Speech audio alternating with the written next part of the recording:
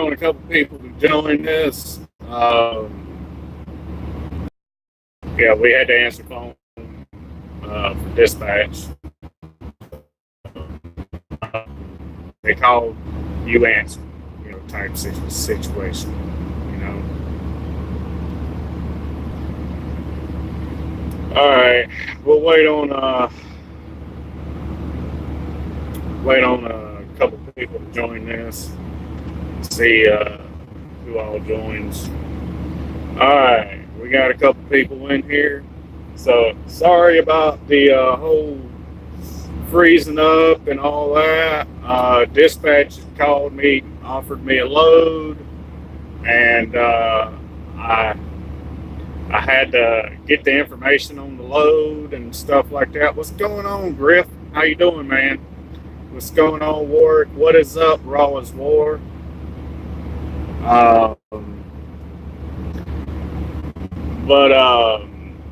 Yeah, dispatch called me, offered me a load to Houston from up here and just up the road in Pennsylvania, about 80 miles.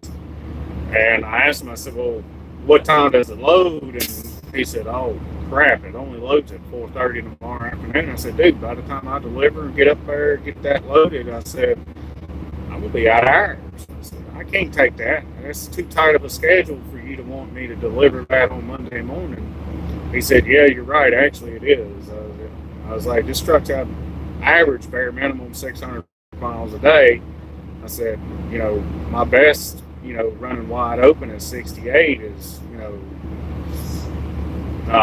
641 because of the way the truck's geared. I told him, I said, it doesn't pull hills good with the way it's geared and the way it's governed. And he said, all right, well, you want me to, look for another load? I said, yeah, actually I do. I said, I don't want to take a load to Houston for $3,000 on 1,300 miles. I said, it's just, it makes sense to haul it because it does pay good. But the problem is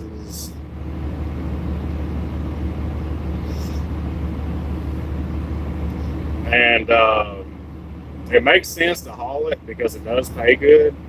But the problem is the time schedule of trying to get it down there is just going to be too tight to get it there first thing Monday morning. And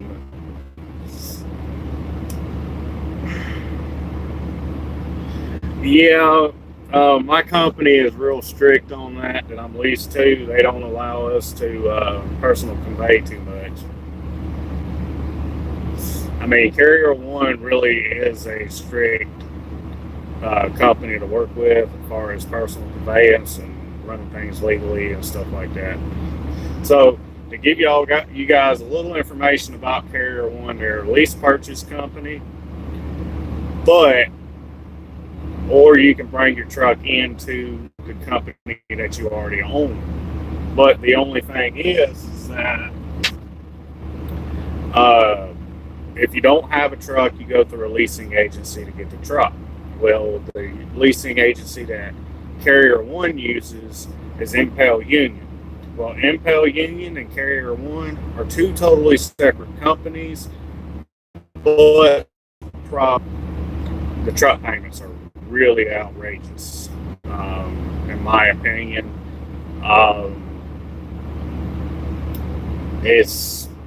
They're outrageous, and some of you guys will tell me I'm nuts for doing this, but I've got a plan and something that I'm going to do here within the next year to make you guys see what's actually going to happen.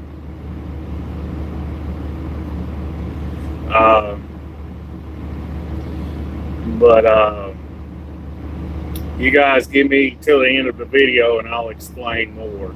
Okay, so back to the topic that I was trying to discuss when we had some dude trying to troll me a little bit there. Thank God I got a phone call on that one so I can remove the video and put a new video up. So anyways, winter driving tips. I know Griff, Raw as War, is going to agree with me on this one.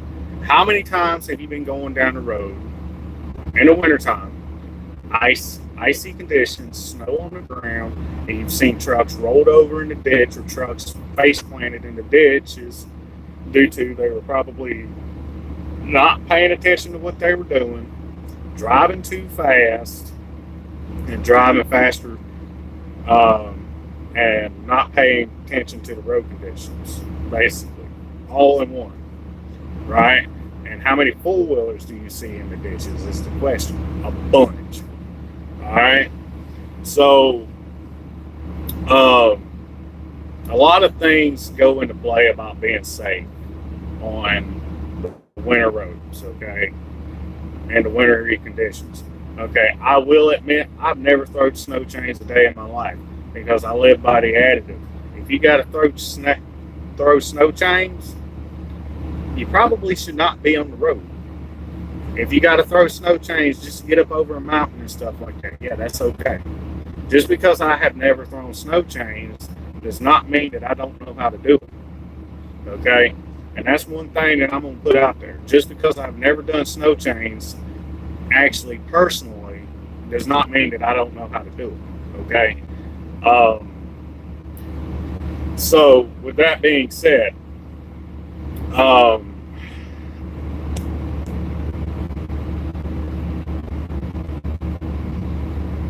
it's snowing, Rawlesville. I already know. She's been told me. Anyways, so they talk about in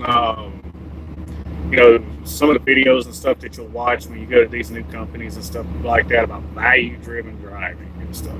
You got to drive for the road conditions, drive for people around you and stuff like that, right? Well, I'll give you instances where, going to New York with this last load that I dropped, it was snow, and I run into where the snow was packed on the road pretty heavily in some areas where the plows just hadn't gotten to it yet.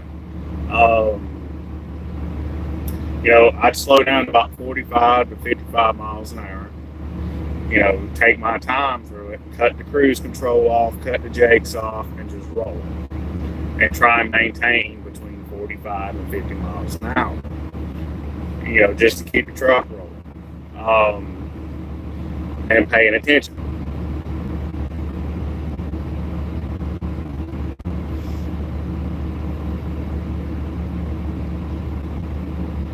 Some of the other things that you can look at is, okay, how cold is it outside?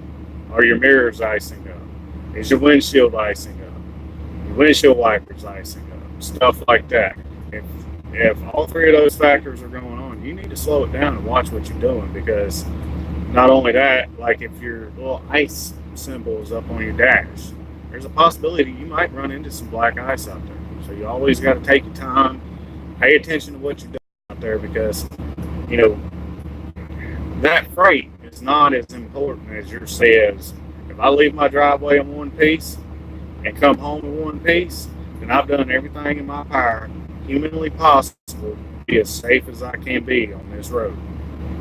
And that should be the way that everybody does it. If you leave your driveway in one piece, you should return in one piece. And you've done everything humanly possible to be safe.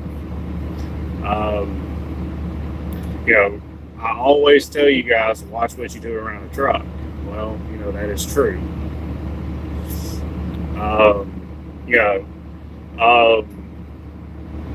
Because, I can't tell you how many times I've been brake checked by people just because they don't like the fact that I'm running up on them, or they get on the highway and brake check me because they're going too slow.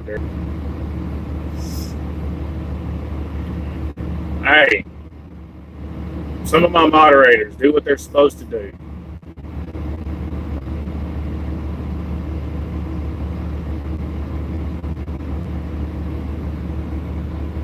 Anyways,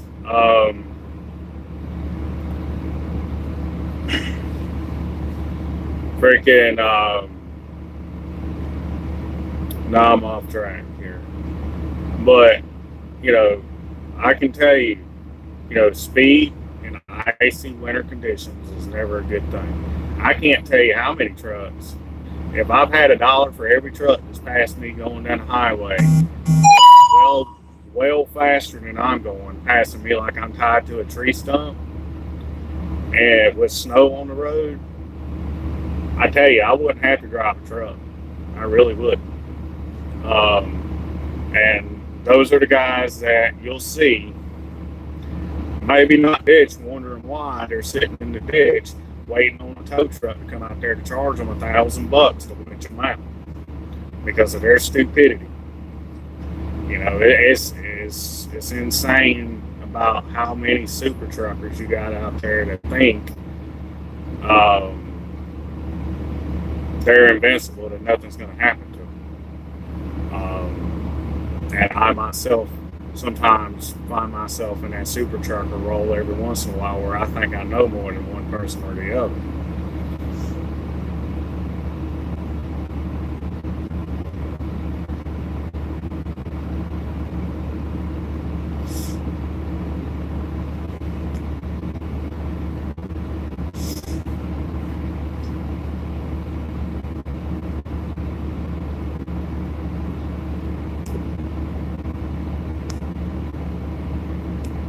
Anyways, guys, I just wanted to throw some tips out there, like, mirrors icing up, windshield icing up, windshield wipers icing up. You start seeing it like the road turning to where it looks like it's glass. It's probably because it's icing over and you need to slow down, okay? I made it from Minnesota to New York down to Ohio, and it was snowing the entire way from Minnesota almost all the way to New York. And I made it all the way up there down to Ohio. Okay. Just because I was taking my time, slowing down, paying attention to the road conditions and looking at what was ahead of me. Okay. That's what a lot of new drivers that don't have a lot of experience in winter conditions should look at. Okay. And it's also something for the older drivers that, forget about that type stuff, that they can remember. I'm not out here saying that I know everything, and I'm not ever going to self-proclaim myself as doing it. But every once in a while, you have to take a step back and look at everything and look at the bigger picture, okay?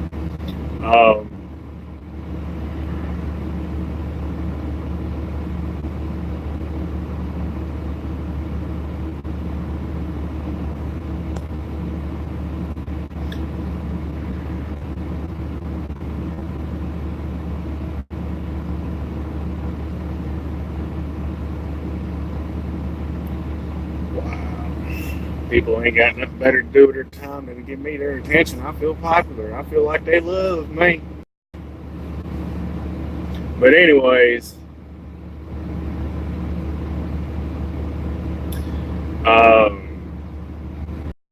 Courtney, stop messaging. Really, Raw is War? You my best friend, and you gonna say something like that? Really? You know that'll ruin a set of diffs real quick.